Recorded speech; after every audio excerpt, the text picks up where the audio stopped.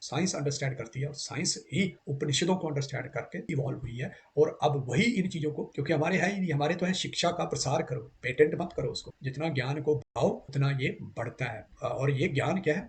उसी ईश्वर का प्रतीक है, आत्मन का प्रतीक। जो तो पढ़ रहे हैं, स्वाध्याय कर रहे हैं, मैंने देखा यंग यंग बच्चे जो आईआईटी से पढ़े हुए हैं, जो इतना उनको ज्ञान सनातन का, वो बस संत बन रहे हैं। लेकिन मोस्टली जो, क्योंकि हम सांसारिक उसमें पड़ जाते हैं, उसके अंदर फिर सब हम सभी सनातनी खासकर, फिर हमको जो जहाँ को धक्का मारता है या खींचता है उधर कोई चल पड़ते हैं। हमारे यहाँ पे सब कुछ ही है, नास्तिक भी है, आस्तिक भी है, सनातनी है। मंदिर जाओ ना जाओ सनातनी है, क्योंकि उनको भाई उस तरह से ईश्वर के साथ जुड़ना है। मंदिर जाना एक मार्ग है, ये भजन करना, भक्ति करना, ये एक मार्ग है ईश्वर के साथ जुड़ने का।